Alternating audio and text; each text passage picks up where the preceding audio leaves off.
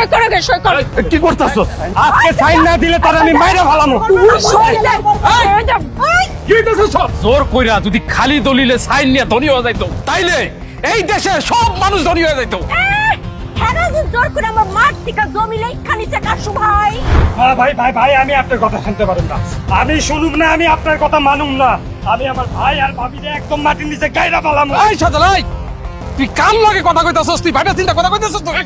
আমি একটা ঘুষখোর মেম্বারের লগে কথা কইতাছি, যে টাকা খায়া আমার মায়ের সম্পত্তি আমার ভাই আর ভাবির নামে লিখা দিছে। এই সজল, তুই কিন্তু বেশি বাড়াবাড়ি করতেছস, এর পরিণাম কিন্তু ভালো হবে না কইয়া দিলাম।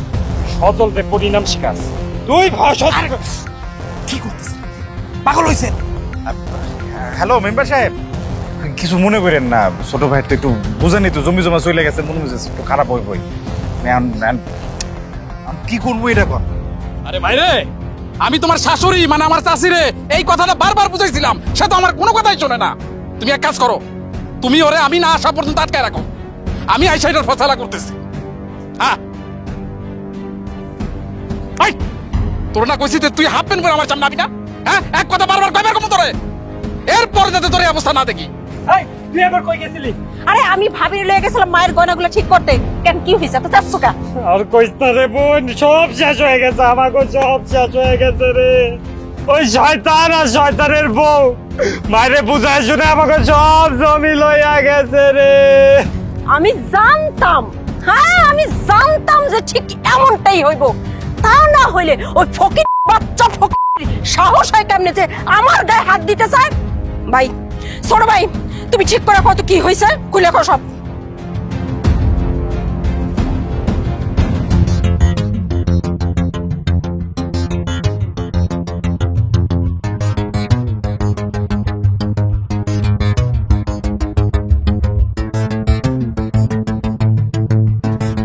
আমার সব শেষ রে বোন, নিজের টাকা খরচ কইরা আমি বাড়িটা বানাইছি, আমার সব কিছু দল কইরা নিয়ে দিয়েছে রে বোন, আমার সব দল কইরা নিয়ে দিয়েছে। সারা যাইবো না রে ভাই, সারা যাইবো না। ওরা যেমন ষড়যন্ত্র কইরা মার জমিগুলা নিজে কোন আমি লেখা নিছে, ঠিক তেমনি আমরা জোর কইরা ওই জমিগুলা আমাকে নিজে কোন আমি লেখা নিব। এটা মাথা গরম করা যাইবো না, মাথাটা ঠান্ডা রাখো। মাথা গরমের রেজাল্ট কখনো ভালো হয় না। ভাইজান, এই একটা কথা কও দেখি, এই যে তুমি যখন ওই যে মাইনছের এই যে সুদে টাকা দাও, তখন কি ওই জমি দলিল কইরা হ্যাঁ কি টাকা দাও? আরে দলিল যারা টাকা দিলে এই গরিব মানুষ কি টাকা ফেরত দেয় নাকি? আরে তুই অসময়ের মধ্যে, এই বিপদের মধ্যে তুই সুদের টাকা কি লিখে উঠাইতাছ? তার মানে এই দলিল তোমার কাছে আছে, তাই তো? আরে থাকবো না কে, কয়টা লাগবো তোর সেটা কো। যাও ঘরে গিয়ে দলিল বাইর করো। আচ্ছা যাও, আরে যাও।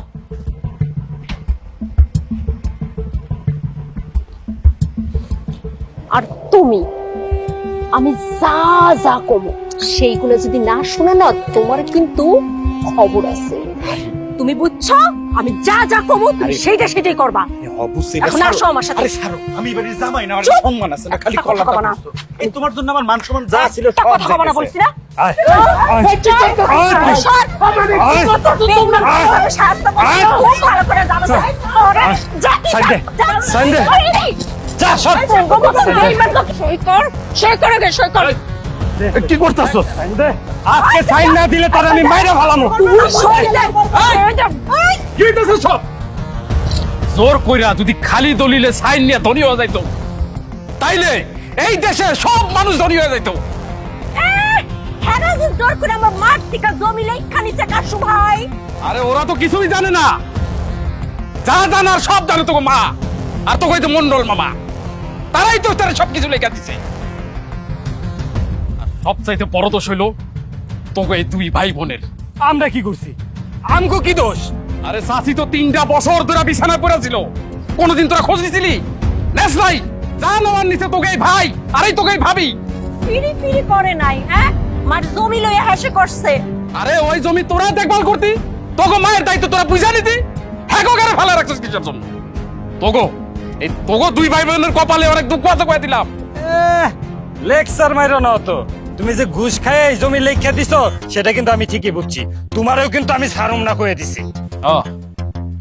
ওই গয়নার লেখা তোরা আমার দোষ দিতে আসছ না? দে, কোনো সমস্যা নাই। আমি জানতাম ওই গয়না লয়া সুইটি ভাবি চালাকি করছে।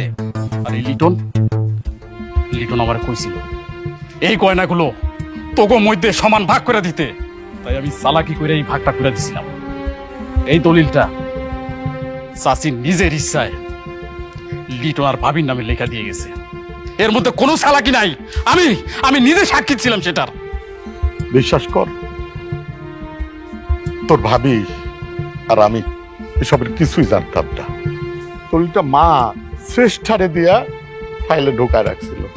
শ্রেষ্ঠা দলিলে কিছু বুঝে না রে ভাই, আমিও দেখি নাই। বিশ্বাস করে এই যে এখানে তোগুলোকে দলিল দেখতে গিয়ে প্রথম দেখলাম। তোর ভাবিও আগে কখনো দেখে নাই।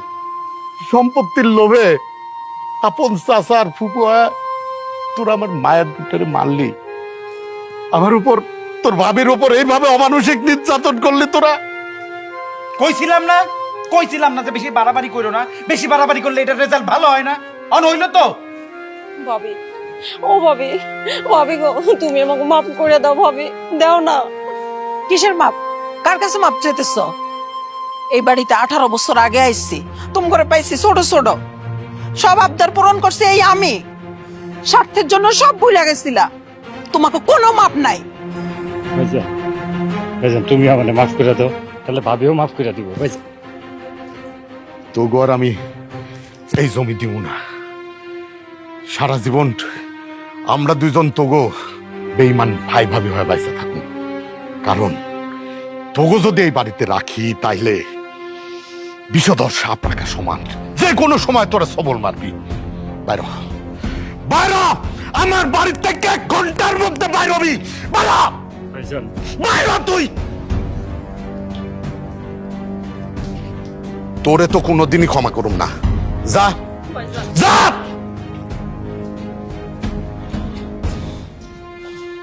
খায়রুল বন্ধুরে, তোরে অনেক অনেক ধন্যবাদ। তুই না হলে আমাকে যে কি অবস্থা হইতো এক আল্লাহ জানে।